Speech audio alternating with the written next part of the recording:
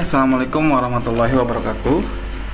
Lanjut ya, pembahasan mengenai bumi dan strukturnya.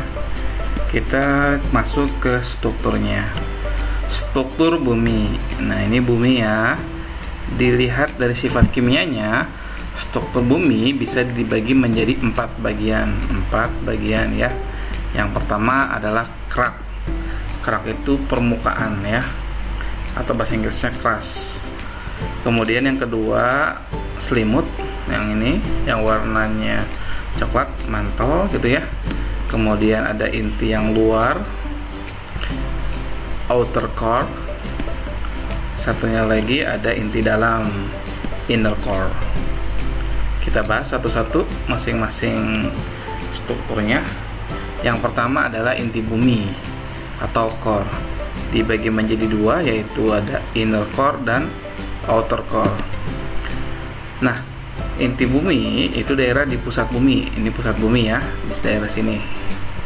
Nah, mulai kedalaman 2900 km.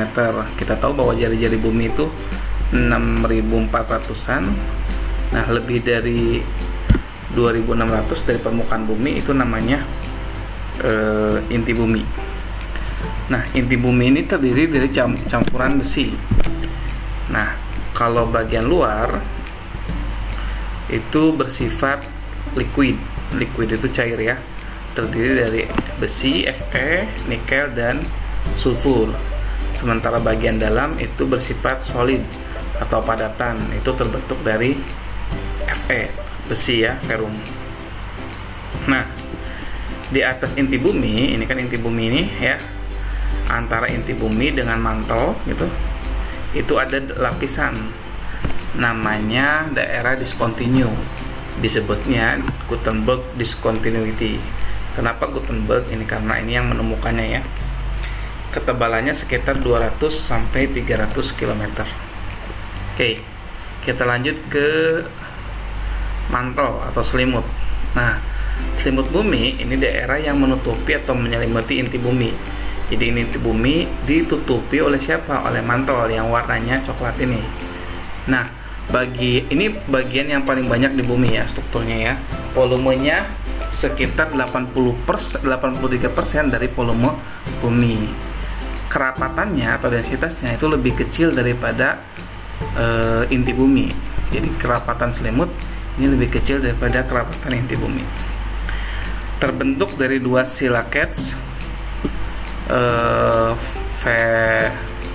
ferrum besi dan magnesium, yaitu olivine sama pyroxene. Olivine itu rumus kimianya Mg Fe2 SiO4, sementara pyroxene Mg Fe2 SiO3 ya. Nah, berdasarkan penyusunnya, mantel dibagi menjadi 2. Ada mantel bagian atas yang dekat dengan kerak, ada mantel bagian bawah yang dekat dengan inti. Mantel bagian atas itu 660 km ke atas, densitasnya kerapatannya sekitar 3,3 gram per cm kubik atau cc.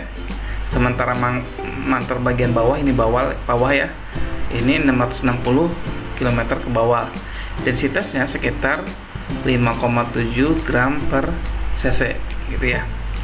Nah, antara selimut dengan kerak, kalau tadi inti dengan selimut, sekarang selimut dengan kerak, itu ada daerah juga, daerah discontinue yang disebut dengan Mohorovsky discontinuity ya. Ini penemunya juga. Oke, ini selimut bumi. Kemudian yang terakhir adalah paling atas bumi, yaitu crust atau kerak bumi. Kerak bumi itu ketebalannya sekitar 10 sampai 70 km. Ada 2 jenis. Yang pertama kerak benua atau continental crust, sama kerak samudra atau oceania crust. Nah, ini keraknya. Kerak benua. Nah, ini bersifat granit. Tebalnya antara 30 sampai 70 km. Mengandung silikon, aluminium, natrium, dan kalium. Densitasnya lebih kecil dari 2,7 gram per cm kubik. Sementara kerak samudra yang ini, nah ini lebih tipis gitu ya, di bawah lautan bumi, di bawah lautan ya. Sifatnya basalt, kalau ini granit, kalau ini basalt.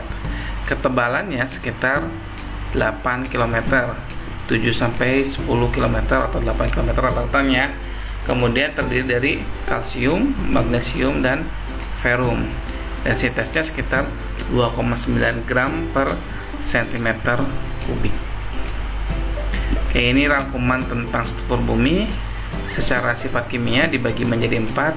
Ada inti dalam atau inner core, ada outer core, kemudian ada daerah di antara inti bumi dengan mantel Gutenberg discontinuity. Kemudian ini mantel bumi. Mantel bumi dibagi menjadi 2, ada yang mantel atas, mantel bawah. Antara mantel bumi dengan kerak bumi ada daerah pemisah juga, Mohorovite discontinuity. Nah, kemudian ini juga ada kerak. Kerak juga dibagi menjadi 2, ada kerak samudra dan kerak benua gitu ya.